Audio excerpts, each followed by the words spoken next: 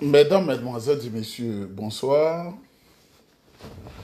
Mesdames, Mesdemoiselles et Messieurs, bonsoir. C'est juste pour échanger un peu pour ce soir. Je voudrais vous saluer chaleureusement. Je ne suis pas entièrement adossé à mon tableau qui me donne beaucoup de force. J'aime bien ce tableau et je vous salue. Mesdames, Mesdemoiselles et Messieurs, pour cette vidéo,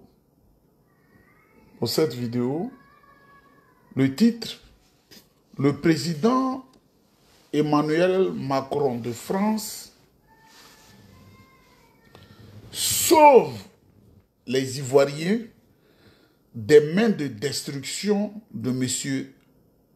le dragon Dramane Ouattara de Côte d'Ivoire. C'est ça le titre de cette vidéo, mesdames, mesdemoiselles et messieurs.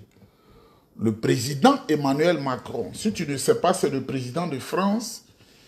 Il vient de prendre une décision parce que Dramane Ouattara a décidé de génocider les Ivoiriens et le président Emmanuel Macron l'a convoqué de toute vitesse et le président Emmanuel Macron vient de sauver notre pauvre pays, la Côte d'Ivoire, des mains de destruction de Dramane Ouattara. Mesdames, Mesdemoiselles et Messieurs, j'ai fait une vidéo dans laquelle j'ai été violent envers une femme Yacouba qui s'appelle Madame Veti. Et à travers elle, j'ai été violent avec les femmes Yacouba. Vous savez, moi je suis un répondeur automatique. Ce n'est pas quelqu'un qui me dit de parler puis je parle. J'ai la parole, Dieu m'a donné la parole, donc je parle quand je suis en danger. Je parle quand mon parti, le PDCI, est en danger. Je parle, je m'auto-saisis comme un procureur et puis je parle. Cette vidéo, vous l'avez certainement vue et vous avez trouvé qu'elle est difficile. Mais j'ai dit et je redis que quand délibérément tu te mets sur les réseaux sociaux pour m'insulter, il faut faire très attention. Tu m'insultes et je réplique et toi tu effaces ta vidéo. Moi je n'efface pas une vidéo facilement. Hein. La femme ne me connaît pas. Elle s'appelle Veti. Elle dit qu'elle est professeure d'espagnol en Côte d'Ivoire. Elle m'a insulté copieusement. Insulté mon physique. Mais si cela ne tient qu'à moi, moi je m'en fous. Moi j'ai une valeur. Dieu m'a fait du bien. Donc qu'est-ce qu'on va me dire qui va me branler? Est-ce que moi je vis la galère d'Abidjan? Non. Mon seul souci, ma mère est malade. Donc c'est son état de santé qui me fatigue, qui me donne des nuits blanches. Mais cette femme m'a insulté. Je n'allais pas répondre. Mais cette femme-là, mon oncle Jacques me disait, quand on insulte ton père sur la place publique, soit tu répliques ou tu t'étais. Mais il ne faut pas venir répéter les mêmes choses à ton père ou à ta mère. C'est toi qui l'auras insulté. J'étais en 5e quand j'ai fait cette erreur et mon oncle m'a porté main. Il a dit, mais ce que tu répètes devant moi là, quand Benoît le disait, je n'étais pas là. Mais comme j'étais en 5e, je n'avais pas la sagesse. Ce qu'elle a dit de président Tidiane Tiam sur sa vidéo, si je vous fais passer cette vidéo, le président Tidiane Tiam pensera que c'est moi qui suis un faux type. Et tous les dirigeants du PDCI vont me dire, mais quelle importance ça a que tu joues ça? Si toi, tu n'as pas apprécié, comment toi, tu peux jouer ça? Tu poursuis quel objectif? C'est ce qu'on va me dire. Elle a insulté le président Tidiane Tiam. Elle a insulté les femmes baoulées. Elle a même dit que ce sont les femmes baoulées qui nous envoient les neveux qui sont des problèmes. Elle a dit ça. Elle devait m'insulter moi seul, qu'elle ne connaît pas là. Elle est allée même plus loin. Elle dit que je n'ai jamais connu Oufo Boigny. Ça, c'est son problème. Je n'ai jamais été président de la jeunesse PDCI à l'université. Ça, c'est son problème. Ça, c'est des petites choses. Ceux qui le savent, ils sont dans le PDCI, ils sont les responsables. Je n'ai jamais été secrétaire national du PDCI. Ça ne me gêne pas. Et puisque je l'ai été. Et je ne peux pas le dire comme ça. si je mens, sans qu'il y ait une réaction de la direction du parti. Elle a dit des choses graves. Elle m'a traité de vieillard. C'est là que je lui ai dit, je suis né le 20 avril 1968. Peut-être que c'est mon visage qui n'est pas un visage de beauté, mais ce qu'elle a dit du président Tidiane Thiam, on ne le dit pas.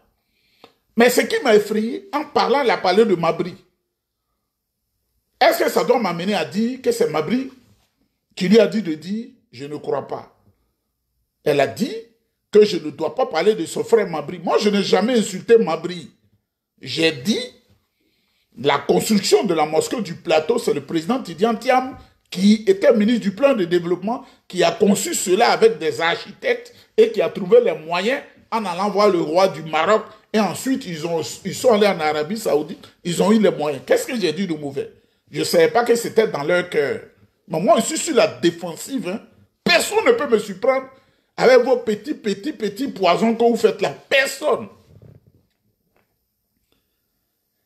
Et ce qu'elle a dit, quand moi j'ai répliqué, parce que moi je ne fasse pas de vidéo, elle prend ce que j'ai dit là, et elle est allée dire que voilà ce que j'ai dit. Mais il y a une action qui appelle une réaction. C'est une action qui appelle la réaction. Elle a insulté les femmes baoulées. Elle a effacé les vidéos. Elle a traité les femmes baoulées de ce que je ne veux pas répéter. C'est pourquoi dans ma réplique, je lui ai dit, toi qui parles de neveu là, mais Bouy Sienele qui était maire de Man là, il est né d'une femme Yacouba avec un blanc, donc c'est votre neveu. Auguste Miremont là, il est blanc, il est votre chef canton. Le taux de métissage est fort en Côte d'Ivoire. On lui a dit ce que tu as fait un mauvais, il a effacé sa vidéo et c'est pour moi l'affiche. Mais j'ai dit le jour où j'aurai 60 ans, je serai l'homme le plus sage. Parce que quand tu dépasses 60 ans, que tu n'es pas sage, tu es un idiot. Le jour où moi j'ai 60 ans, Dieu me donne 60 ans, je serai l'homme le plus sage. Donc j'ai réfléchi. J'ai dit, moi, en tant que fils bien éduqué, malgré ce qu'elle a fait, malgré ce qu'elle a dit, malgré les frustrations, elle efface sa vidéo et elle garde pour moi. Moi, j'ai vu ça, c'était le 3 janvier, je n'ai pas encore effacé. C'est ça, elle prend et elle envoie au RDR parce qu'ils sont au RDR. J'avais voulu déchirer cette petite Kimia là. J'avais voulu la déchirer parce que j'ai recueilli toutes les informations. Mais j'ai dit je ne le ferai pas parce que je suis en train de... Je vais dire des choses très importantes. Mais je mets quiconque en garde. Je ne suis pas un clochard ici. Je ne suis pas venu ici avec Access Canada pour avoir faim. C'est des médecins qui m'entourent, des médecins. Il y a d'autres qui sont nés ici, qui sont venus, qui parlent sur les vidéos. Le Canada, c'est pas bon, on ne gagne pas à manger, on nous a trompés. Moi là, je suis pas venu ici comme ça. C'est le gouvernement du Canada même qui m'a fait venir. Donc, tu vas m'insulter où? Et j'ai bien étudié. Donc, je voudrais demander pardon aux femmes Yacouba qui, à travers cette femme-là, se sont senties offusquées. Je voudrais demander pardon aux femmes Yacouba, à toutes les femmes Yacouba et à la population Yacouba. J'ai dit, ne les engage pas. Mais j'ai tapé dur à cause de cette femme vêtue. Il faut que les gens fassent des réunions pour lui dire que Nieba est tellement dangereux que tu ne peux même pas imaginer un seul instant. Nieba est tellement dangereux que tu ne pourrais pas imaginer un seul instant. Et je profite. Celui qui insulte le président Tidiane Thiam, je suis un homme des réseaux. Je vais tout avoir, toutes les informations, et je vais répliquer. Et c'est pour moi qu'on va retenir, parce que c'est moi qui ai la parole. Je suis un homme de parole. Dieu m'a donné la parole. Ce que tu dis, là, on ne va pas prendre ça en compte. C'est comme moi j'ai dit, ce qui va rester. La galère qui a pris le pays, et puis les gens ont faim. Le président Tidiane Thiam, là, c'est un sacrifice qu'il est en train de faire pour aider les Ivoiriens, pour que nos parents soient à l'aise, pour que nos enfants soient à l'aise, pour que nos neveux soient à l'aise, pour qu'on revienne comme au temps du président Faux-Boigny. Je n'accepterai pas quiconque l'insulte, même si tu es le pape. Ce que je vais te montrer, tu ne croiras pas. Même si tu es ministre dans le gouvernement, ce que je vais te montrer, tu ne croiras pas. Parce que moi, quand j'insulte, quand j'humilie, quand je rabaisse là, ça me donne une joie. Surtout quand j'ai raison. Donc dites à cette madame Vétile, je n'ai plus l'insulter, mais j'allais demander à une machine de l'agrandir. Son poids 1,60 m, on allait l'agrandir un peu. Je demande au Yacouba de dire à leur fille qu'on ne se met pas sur les réseaux sociaux pour insulter les gens et puis demander à ces gens-là d'applaudir. Et elle efface la vidéo. Elle nous a insultés. Elle m'a insulté. Elle a insulté le président Tidiane Thiam. Elle a dit des choses graves. C'est pourquoi j'ai réagi de manière grave. Comprenez? Elle a dit des choses graves. C'est pourquoi j'ai réagi. Action, réaction. Action, réaction. Voilà. Qu'elle ne le fasse plus jamais. Elle m'a même comparé à Mabri Touakeuse. Elle dit, si tu avais suivi des pas comme Mabri, tu serais une personnalité de l'État. Mais on dit, je meurs de faim ici. Je ne meurs pas de faim. Hein? Je suis dans une institution. Mon cœur ne bat pas toujours. Ou tu es au pays, tu as volé l'argent, tu ne sais pas ce qui va arriver là. Mon cœur ne fait pas ça. Donc je demande pardon aux femmes Yacouba qui, à travers elles, se sont senties frustrées et qu'elles lui disent de ne plus jamais le faire. Parce que la bouche qui a parlé, elle peut toujours parler. On m'insulte, mais je demande pardon. Quand je veux mieux attaquer, je demande pardon pour que j'ai raison. Quand j'ai raison, je fais comme un fou. Je ne calcule plus. Je demande pardon à tous ceux qui se sont sentis frustrés. Mais si ça continue, ça ne sera pas bon. Mesdames, Mesdemoiselles et Messieurs,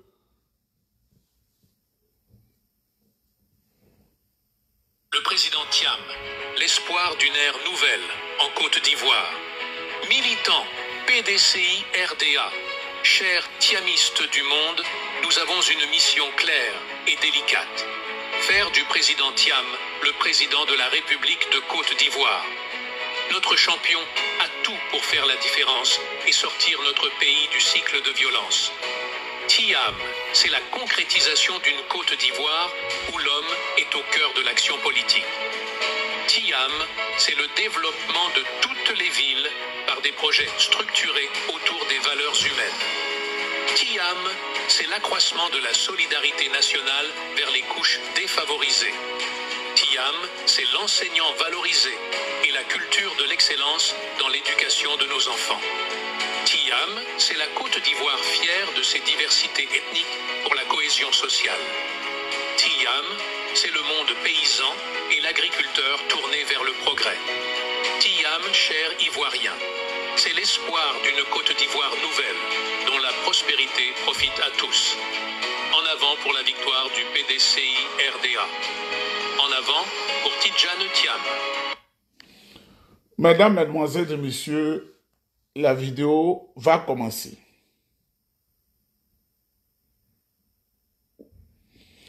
Le titre de cette vidéo, le président français Emmanuel Macron sauve les Ivoiriens d'un génocide. Alassane Ouattara, qui a vu que 2025 ne sera pas 2020, il a demandé à la France de lui donner des armes de destruction massive pour tuer les Ivoiriens, en reconduisant certains généraux que vous connaissez, qui ont toujours pris plaisir à tuer les Ivoiriens, dont le principal est Touré Apalo, un maudit gars. Vous comprenez? Il demande à la France de lui donner des armes pour tuer les Ivoiriens. Le président Macron dit ça ne marche pas comme ça. Il faut applaudir pour le président Macron, Emmanuel. C'est la vérité que je vous dis. Le président Macron dit ça ne peut pas marcher comme ça. Alors, Alassane Ouattara, dans son ignorance congénitale, il va s'adresser à Israël pour lui donner des pumas et d'autres armes pour tuer les Ivoiriens en 2025.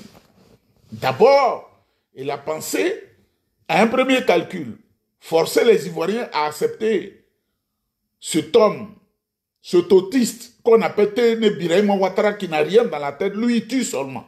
Il a la fiole, ça dit tuer un homme, c'est un amusement parce qu'il n'a pas la parole, il ne peut pas se défendre comme moi je vous baille. Ce tueur patenté, Ouattara dit qu'il va le laisser à la tête de l'État. Pourquoi? Ils ont volé, ils ont pillé, Ils ont détourné toute la richesse du président Faure-Boigny. Les caisses dans les banques, de l'autre côté en Europe et partout, sont vides.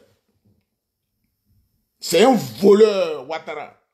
Alors, comme il sait que 2025 ne sera pas 2020, les Français refusent de lui donner des armes. Le président Macron dit non, toi là, on ne peut pas te donner des armes, tu vas tuer les Ivoiriens. On n'est pas d'accord. Il contourne, il va en France, il va en Israël pour commander les mêmes armes. Mais ce qu'il oublie, les armes qu'il allait chercher là, les Israéliens font le montage des armes. Mais la production, c'est la France qui fait ça. Donc la France a le regard partout où il donne les armes. Israël vient de bloquer la commande. Israël vient de bloquer les commandes. Monsieur le Président, Dramane Ouattara, on ne peut pas vous donner les armes. On ne peut pas te donner les armes parce qu'un homme comme ça, on ne le vous voit pas. Qui fait souffrir les Ivoiriens, on ne le vous voit pas. L'homme comme ça qui a envoyé Madame Vetti pour venir insulter. Elle n'a pas d'argument, elle insulte. Et quand on réagit, c'est pour moi, on n'écoute pas. C'est moi qui ai la parole. J'ai une étoile qui fait que ma parole s'impose. Tu as parlé du matin au soir. Les gens vont regarder la vidéo que tu fais, on rien dit. Mais moi, si je parle, c'est ça qu'on retient. Ouattara, dans la recherche de 4 mandats, il a appelé Patrick Achi et Koné Mélier. Vous allez voir bientôt. Je dis à Patrick Achi de faire très attention. C'est un homme sans personnalité. Et moi, ça me fait mal parce qu'il y a un Achier qui sont naturellement mes alliés. Les Achiers sont des hommes intelligents et des femmes intelligentes. Il va le fioler pour dire devant les circonstances exceptionnelles, je suis obligé de postuler encore parce que j'avais choisi Patrick Achi qui nous a quittés au dernier moment. Voilà les agissements d'un démon. Quelqu'un qui est dans la damnation. Tu vas dans des pratiques et puis ton âme est confiée au diable. Tu n'as pas la paix. Tu ne milites plus pour le bonheur. Tu sais ce qui t'attend. Il est en train de détruire la Côte d'Ivoire. Israël dit niet. Le président Macron a appelé là-bas. Dites à Ouattara que le président Macron a appelé pour dire les armes là, il ne faut pas leur lui donner. Et pour ne pas qu'il usurpe ou blague certains officiers français, on ne sait jamais, le président Macron est en train de vider le 43e Bima pour ne même pas que les armes soient là où Ouattara va aller les prendre pour tuer les Ivoiriens, pour faire encore la crise post-électorale de 2011. Parce que lui, le sang des Ivoiriens, c'est un jeu pour lui. D'ailleurs, la Cour pénale internationale l'a convoqué. Donc, il pense qu'il faut s'accrocher au pouvoir ou laisser tenir Birama Ouattara. Quand tu le vois là même, on dirait qu'il n'est pas là. Un monstre né. Mesdames, mesdemoiselles et messieurs, c'est pourquoi j'ai recensé 2 voix. Tibus Kofi, c'est un écrivain, il est en Côte d'Ivoire, qui donne des conseils à Ouattara. Tibus Kofi, là, il donne des conseils à Ouattara. Tibus Kofi, il donne des conseils à Ouattara. Et ensuite, on va écouter le président Macron qui donne des conseils à Ouattara. Ça m'a fait peur. J'ai lu les journaux. Non, il faut que Ouattara soit reconduit pour qu'on puisse avoir la paix. Non, c'est au nom de la paix qu'il faut reconduire Ouattara. Ça veut dire quoi? Ça veut dire que tant que lui ne sera pas président, toujours président, nous n'aurons jamais de paix. Mais c'est dangereux. Mais lui, nous, Ouattara, ça devait les gêner qu'on dise ça. Reconduisons-le pour avoir la paix. Ça veut dire, si tant que tu n'as pas le pouvoir, tu vas nous faire encore la guerre. Tu vas passer ton temps à tuer un peuple pour ça, pour le pouvoir. Mais alors, quels sont les moyens pour lui de nous empêcher d'avoir la paix? C'est pas une armée. C'est pas la guerre. La guerre, on l'a fait avec une armée. Alors j'ai dit, mais si c'est parce qu'il possède une armée qui va exercer le chantage, la terreur sur les Ivoiriens, mais il se trompe. Il y en aura au moins un qui lui dira non. S'il veut me tuer, qu'il me tue. Je dirais non. Et posséder une armée n'est pas une condition pour dire que nous allons accaparer le pouvoir et exercer le chantage, la terreur sur ce peuple-là. Les Burkinabés ont prouvé. Blaise Compaoré a été bel et bien déposé. On peut aussi le déposer, malgré son armée. Si c'est à ce prix qu'il veut se maintenir, moi j'appellerai le peuple ivoirien à un soulèvement. Mais il y a un argument qui m'a fait peur. J'ai lu les journaux. Non, il faut que Ouattara soit reconduit pour qu'on puisse avoir la paix. Non, c'est au nom de la paix qu'il faut reconduire Ouattara. Ça veut dire quoi?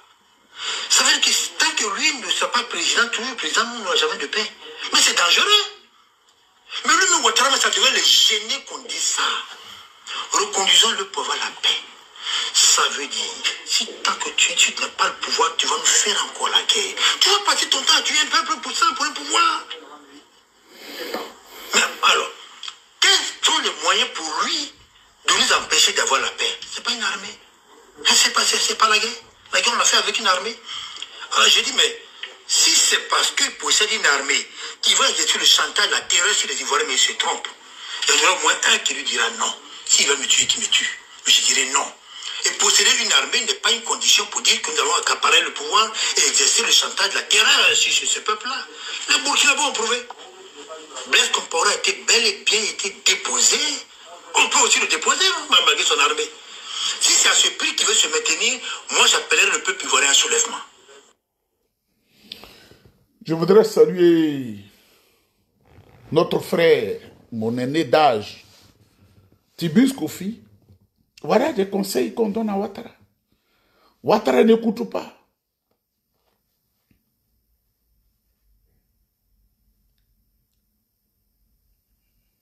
Mais devant ce qu'on lui dit là, Talon va lui donner des conseils. Le président Talon va lui donner des conseils aussi. Le président Talon du Bénin. Voilà ce qu'il dit à Ouattara. J'ai entendu, comme tout le monde, que depuis quelque temps, on confond notre réalité au Bénin avec celle de l'Afrique ou de la sous-région, qui donne le sentiment que à la fin des deuxièmes mandats, qui sont inscrits comme dernier mandat des présidents d'exercice, les concernés tentent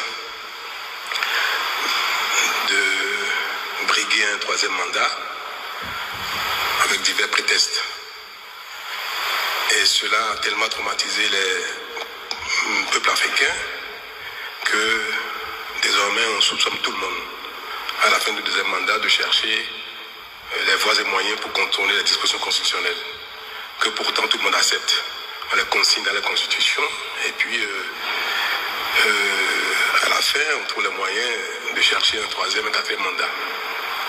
Mais moi j'ai quand même espéré que cette question est derrière nous depuis un temps. Le Bénin fait son chemin. C'est vrai, nous n'avons de leçons à donner à personne, mais nous faisons notre chemin de manière admirable, n'est-ce pas? En tout cas, de la manière dont nous-mêmes nous observons nos efforts. Et il y a quelques années, à l'occasion d'une modification, je crois de la dernière modification de notre Constitution, on a fini par faire cet exercice-là. Parce que quand un président est en exercice, il lui est pratiquement interdit de toucher à la Constitution, quel que soit le motif, parce qu'on soupçonne de placer une virgule à tête de modification et puis de décréter que c'est une nouvelle Constitution ou une nouvelle République, pour remettre les compteurs à zéro, le compteur de décompte des mandats. Donc depuis 2019, nous avons espéré avoir réglé définitivement cette question-là au Bénin. Et à mon initiative, nous avons précisé dans la Constitution que nul ne peut de sa vie exercer plus de 2 mandats, que la Constitution soit nouvelle, qu'il s'agisse d'une nouvelle République, qu'il s'agisse de quoi que ce soit. Aucun vivant au Bénin ne peut faire plus de 2 mandats en qualité de président de la République. Et nous avons tous pensé qu'une fois que cela est inscrit dans notre Constitution, ou bien toutes les fois que cette phrase reviendra dans n'importe quelle Constitution, qu'elle soit nouvelle, qu'elle soit modifiée ou non, toutes les fois que cette phrase figurera dans la Constitution, il n'y aura plus aucune raison de soupçonner un président en exercice de vouloir faire un troisième mandat. Et d'être passé pour être acquis. Puis, la fin s'annonçant, on revient encore sur cette question, comme si cet acquis, cette phrase qui est dans la Constitution, comme si soit on s'apprête à l'évacuer, à les sortir de la Constitution, Soit, même si elle demeure dans la Constitution, elle n'est plus suffisante pour nous apaiser sur cette question-là. C'est malheureux. Parce qu'en fait, ce sont les acteurs politiques qui agitent cela juste pour se donner une raison d'exister, pour créer de la polémique, pour animer le débat politique avec un sujet qui en fait n'en est pas un. Mesdames, Mesdemoiselles et Messieurs, je voudrais saluer le président Patrice Talon du Bénin qui éclaire le vieil esprit de M. Ouattara, qui éclaire son esprit. Et mesdames, Mesdemoiselles et Messieurs, dans le même sens, le président du Mali a dit que les 3e et 4e mandats, ce n'est pas bon pour le développement de l'Afrique. Et le capitaine Ibrahim Traoré du Burkina a dit la même chose. Voilà un jeune qui est président, qui est sage. Et le général Tiani, dont l'intervention est ici, mais je ne vais pas vous la faire passer, il a dit la même chose. Tu ne peux pas chercher à faire 3e, 4e mandat et puis dire tu vas constituer des armées pour aller tuer les gens. Toi, tu es qui? Tu n'es rien. Tu es un vil voleur. Mesdames, Mesdemoiselles et Messieurs, mais quand ils ont dit tout ça là à Ouattara, quelle a été sa réaction? On va écouter sa réaction. Lui, on lui a donné des conseils. Est-ce que j'ai sa réaction ici? Je dois avoir ça ici. Je crois que c'est ici. Être candidat parce que j'estimais qu'il fallait passer la main à une nouvelle génération. Aujourd'hui, je peux vous dire que j'ai bien fait d'accepter la proposition de mon parti. À la date d'aujourd'hui, je n'ai pas encore pris de décision, mais je peux aussi vous rassurer que je suis en pleine santé, désireux de continuer de servir mon pays. Mais comme je l'ai également dit, mon parti dispose d'au moins une demi-douzaine de candidats qui sont dans cette salle. Attention de ne plus être candidat parce que j'estimais qu'il fallait passer la main à une nouvelle génération. Aujourd'hui, je peux vous dire que j'ai bien fait d'accepter la proposition de mon parti.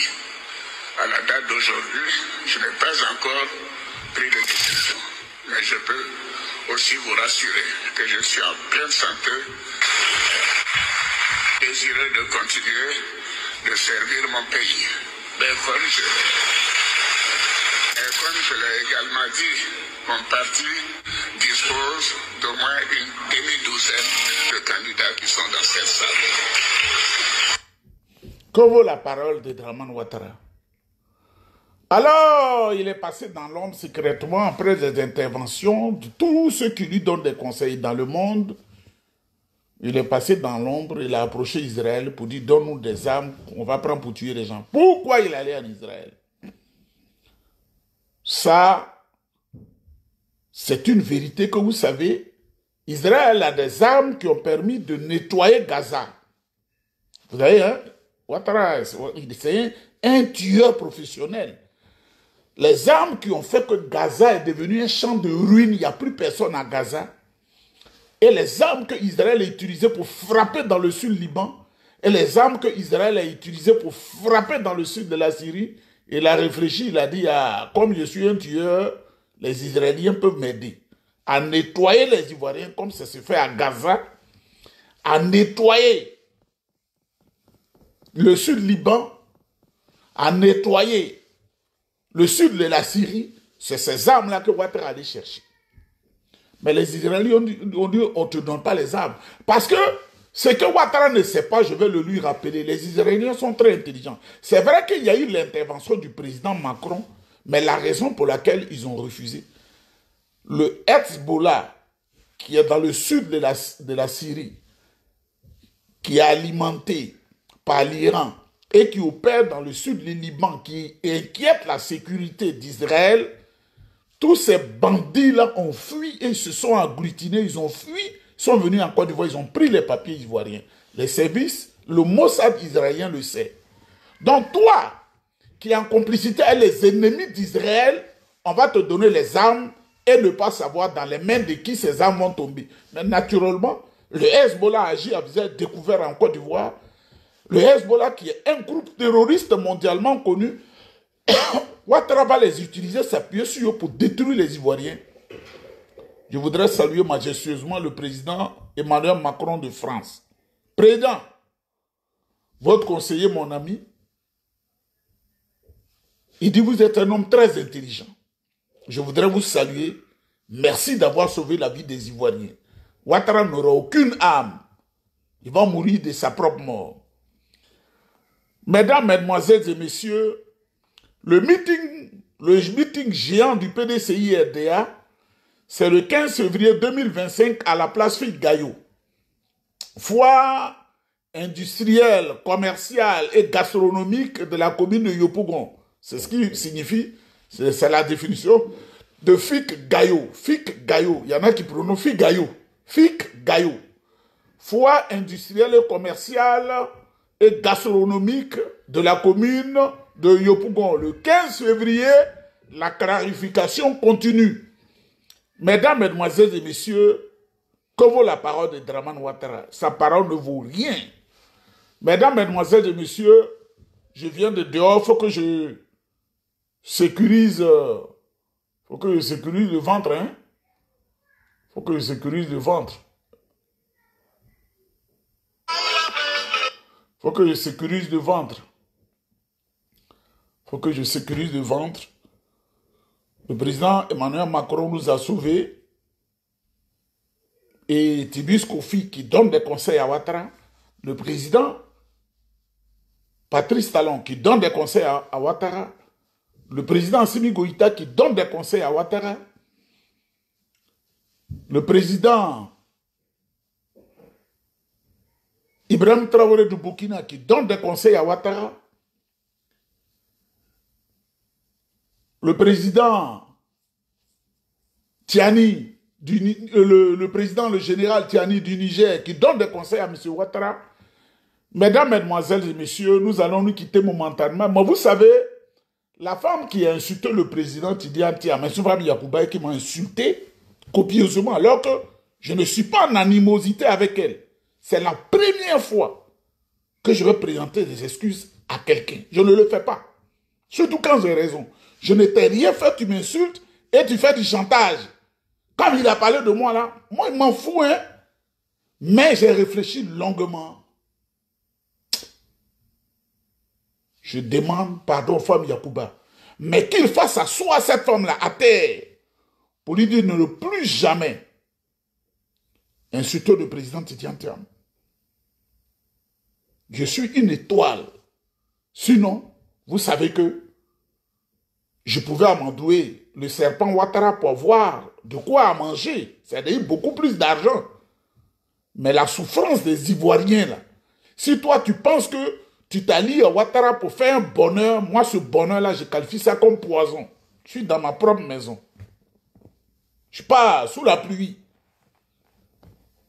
Que Dieu vous bénisse. Que Dieu vous aide à avancer. Qu'il y ait la paix en Côte d'Ivoire. Mais on n'insulte pas. Après, on gratte la tête, on efface la vidéo. On ne dit pas la réalité à ses parents. Les parents...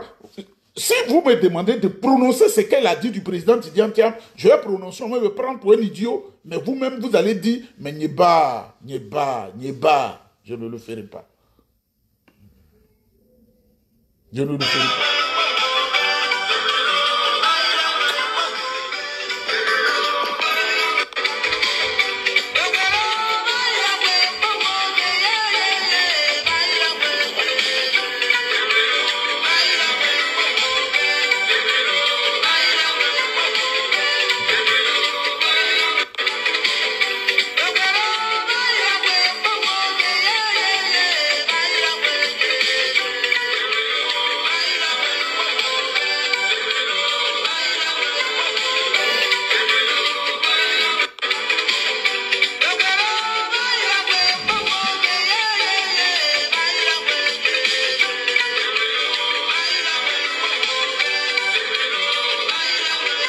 Tu te lèves délibérément, Tu m'insultes parce que toi, ça te fait plaisir. Tu cours pour aller chez tes parents pour dire, nous insulter, voilà ça.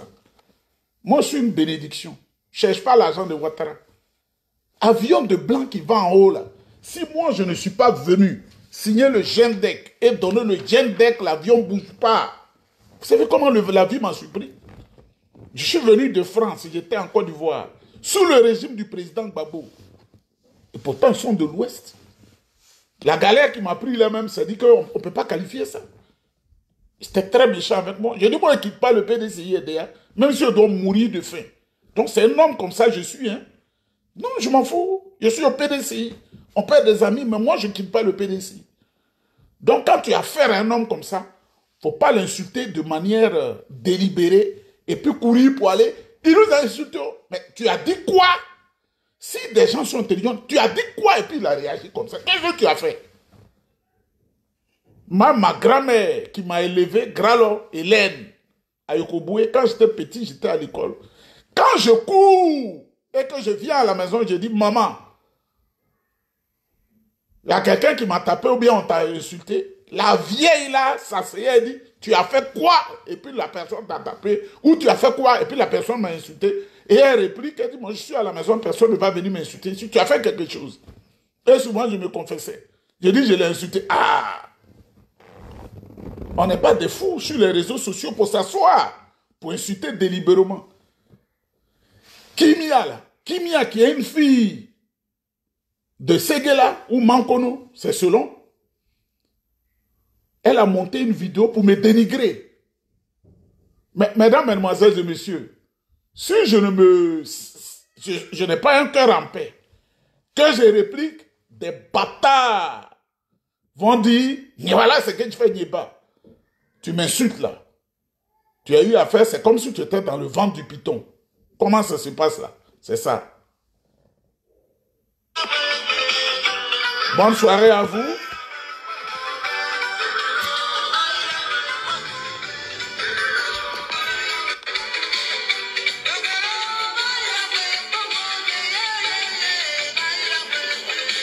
Continuez à insulter, vous allez vous morfondre.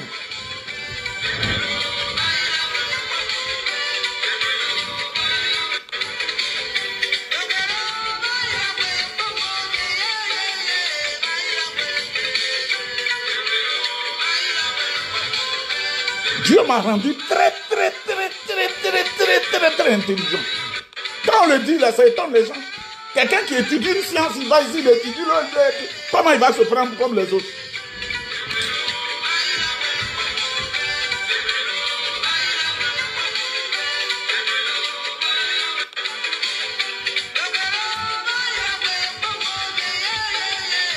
Si on t'envoie de venir m'insulter, il faut dire je ne veux pas. Vous voyez les bombes qui sont ici, là, c'est grave.